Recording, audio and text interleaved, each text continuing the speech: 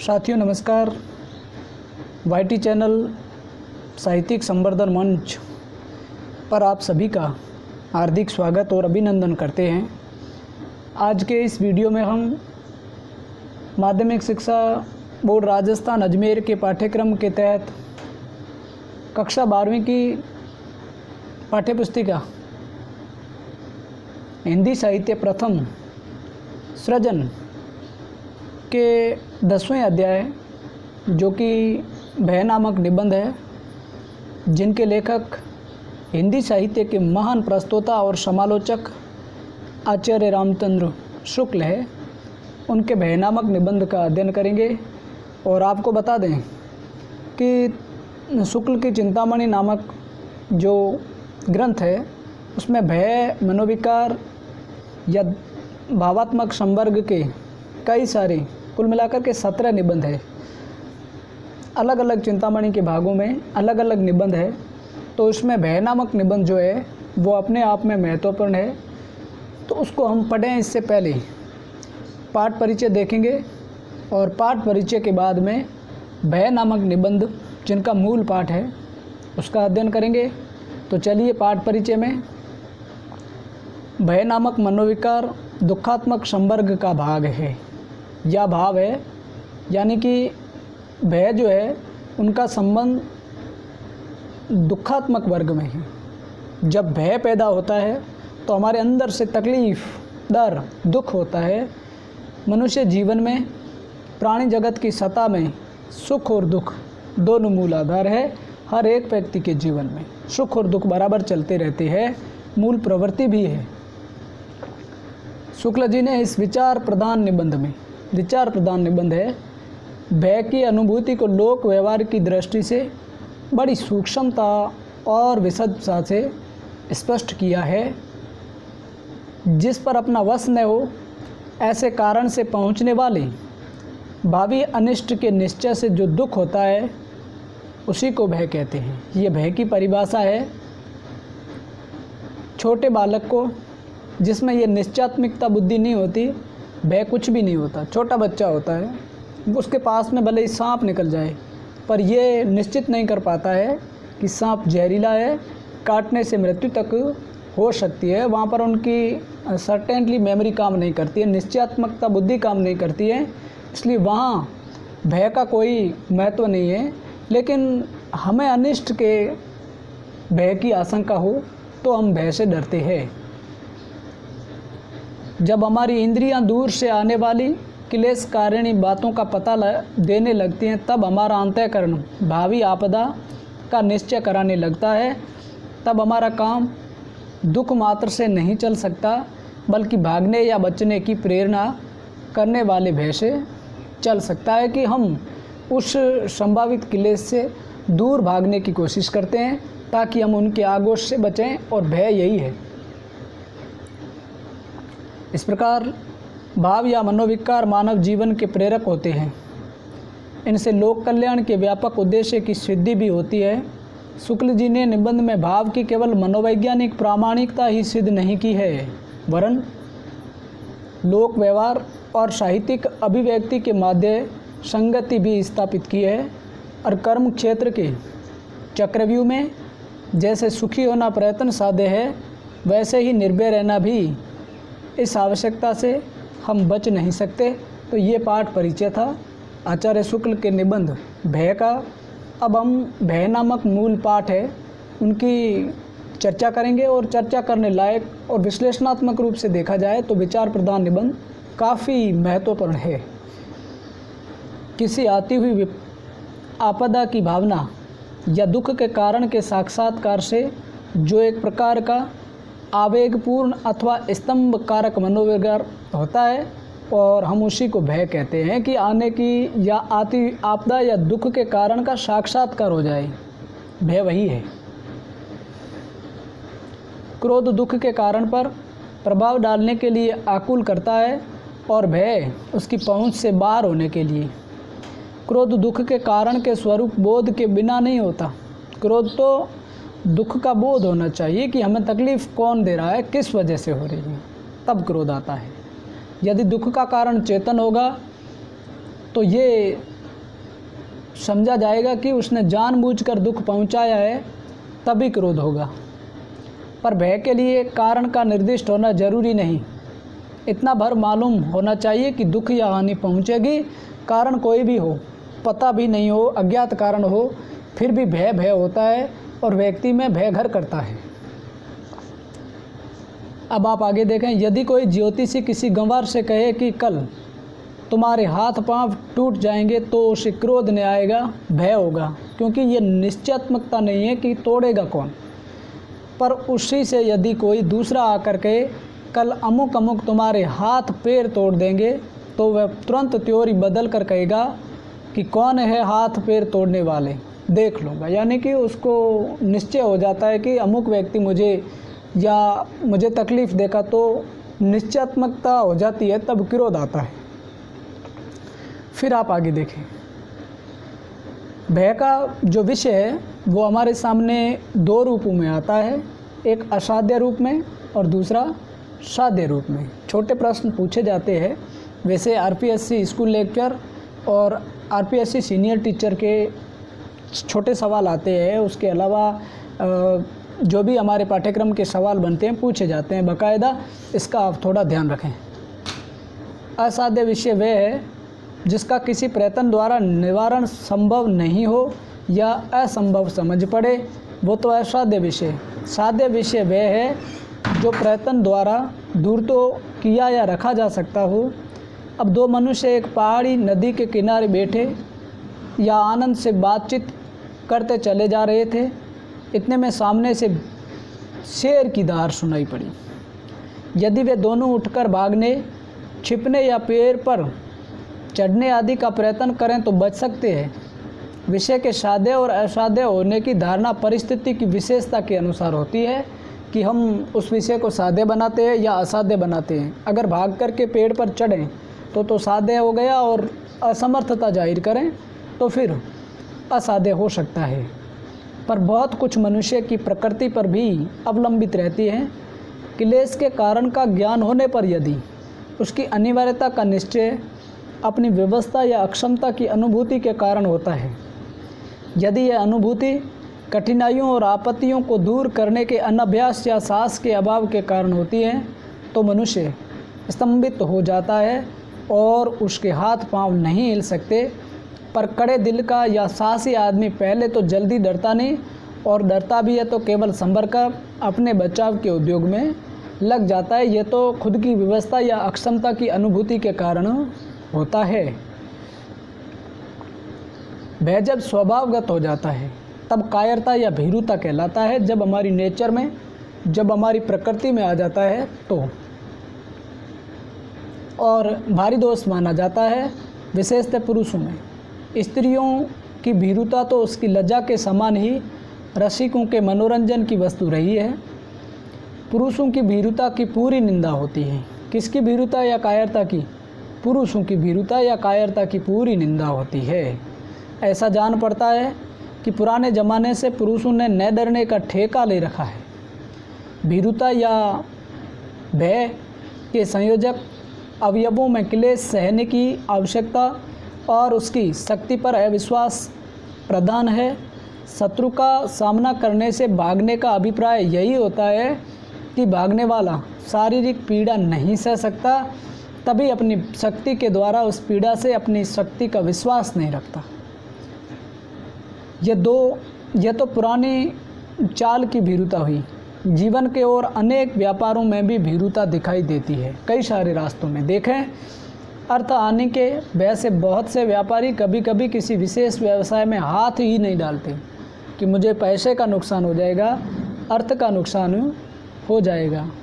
परास्त होने के भय से बहुत से पंडित कभी कभी शास्त्रार्थ से मुंह चुराते हैं, यानी कि शास्त्रार्थ में भाग भी नहीं लेते। इस प्रकार की भीरुता की तह में सहन करने की अक्षमता है या अपनी शक्ति का अविश्वास छिपा रहता है कि अपने पौरुष पर उनको विश्वास नहीं होता है। भीरू व्यापारी में अर्थ हानि सहने की अक्षमता और अपने व्यवसाय कौशल पर अविश्वास तथा भीरू पंडित में मान हानि सहने की अक्षमता और अपने विद्या बुद्धि बल पर अविश्वास निहित होता है, जिसकी वजह से वो प्रतिस्पर्धा में सामना करने में अक्षम होता है, असफल होता है। एक ही प्रकार की भीरुता ऐसी दिखाई पड़ती है जिसकी प्रशंसा होती है, वहाँ धर्म भीरुता है। कौन सी? धर्म भीरुता या धर्म कायरता। पर हम तो उसे भी कोई बड़ी प्रशंसा की बात नहीं समझते। धर्म से डरने वालों की अपेक्षा धर्म की ओर आकर्षित होने वाले हमें अधिक धन्य जान पड़ते हैं, जो किसी बुराई से यही समझकर पीछे हटते हैं कि उसके करने से अधर्म होगा, अनीति हो जाएगी। उसकी अपेक्षा वे कहीं श्रेष्ठ है जिन्हें बुराई अच्छी ही नहीं लगती। दुख या आपत्ति की पूर्ण निश्चय न रहने पर उसकी संभावना मात्र के अनुमान से जो आवेग शून्य भय होता है उसे आशंका कहते हैं, कि पूर्ण निश्चय न रहने पर उसकी संभावना मात्र हो जाए।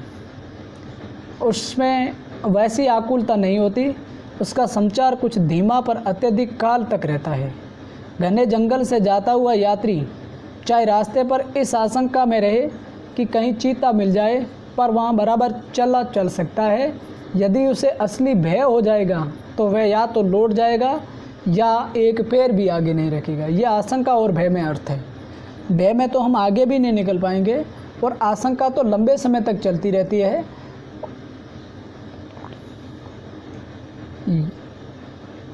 फिर आप आगे देखें, दुखात्मक भावों में आशंका की वही स्थिति समझनी चाहिए जो सुखात्मक भावों में हम आशा की समझते हैं, उसी जगह पर है। अपने द्वारा कोई भयंकर काम किए जाने की कल्पना या भावना मात्र से भी क्षणिक स्तंभ के रूप में इस प्रकार के भय का अनुभव होता है। जैसे कोई किसी से कहे कि इस छत से कूद जाओ, तो कूदना और न कूदना उसके हाथों में होते हुए भी वह कहेगा कि डर मालूम होता है। पर यह डर भी पूर्ण भय नहीं है। भय तब होता है जब हमारे सामने अनिश्चयात्मकता की बोधिकता होती है, और यहाँ पर डर इसलिए है कि वो उनके वश में है, कूदना या न कूदना। क्रोध का अभाव दुख के कारण पर डाला जाता है।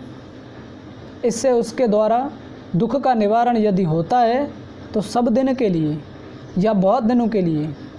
भय के द्वारा बहुत सी अवस्थाओं में ये बात नहीं हो सकती।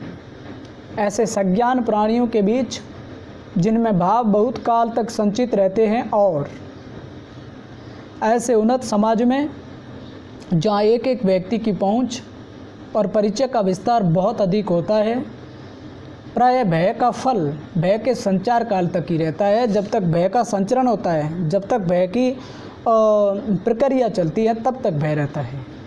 जहाँ पर वह भय भूला की आफत आई, यदि कोई क्रूर मनुष्य किसी बात पर आपसे बुरा मान गया और आपको मारने दौड़ा, तो उस समय भय की प्रेरणा से आप भागकर अपने को बचा लेंगे। पर संभव है कि उस मनुष्य का जो क्रोध आप पर था उसी समय दूर न हो, बल्कि कुछ दिन के लिए बेर के रूप में भी टिक जाए, तो उसके लिए आपके सामने फिर आना कोई बड़ी बात नहीं होगी।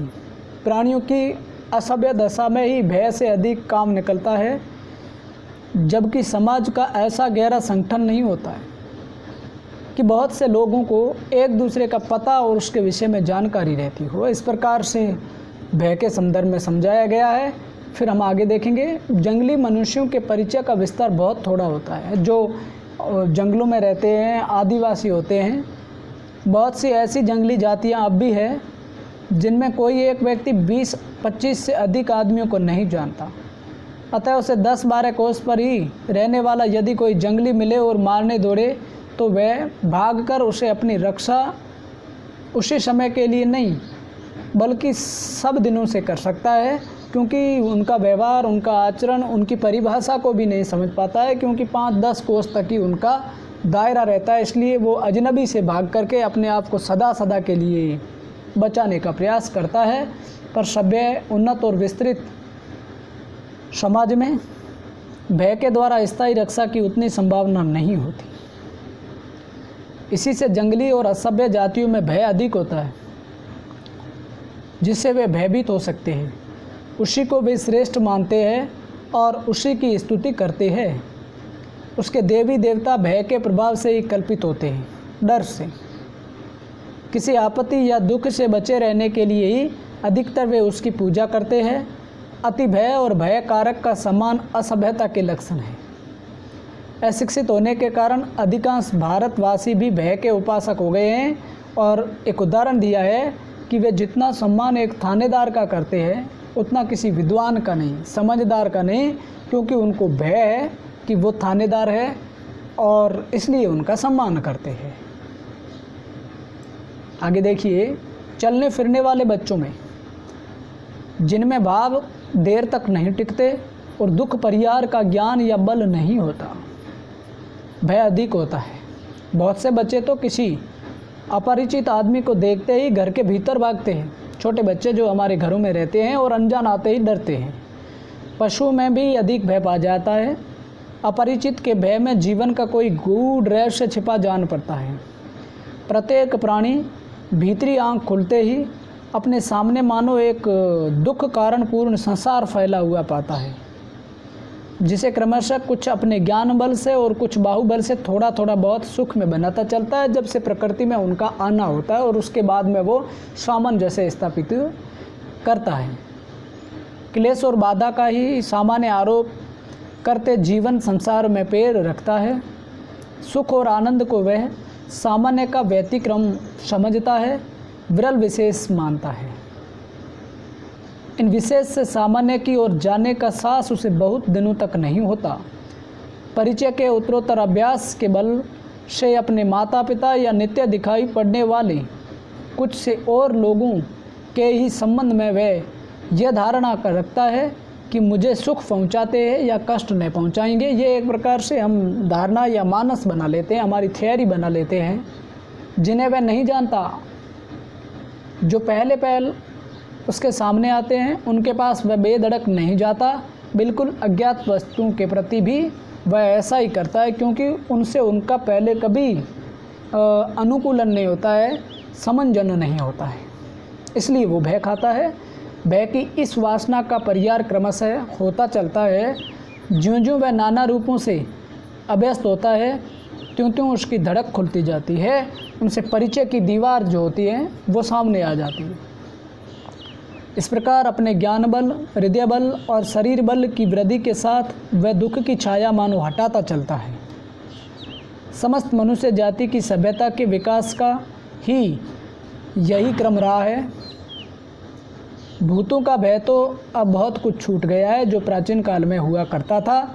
पशुओं की भी बाधा मनुष्य के लिए प्राय नहीं रह गई है, पर मनुष्य के लिए मनुष्य का भय बना हुआ है। आज सबसे बड़ा डर जो है मनुष्य को मनुष्य का है, पशु का या भूत प्रेत का या पिशाच का इस प्रकार से नहीं, लेकिन लोगों से ही भय खाते हैं।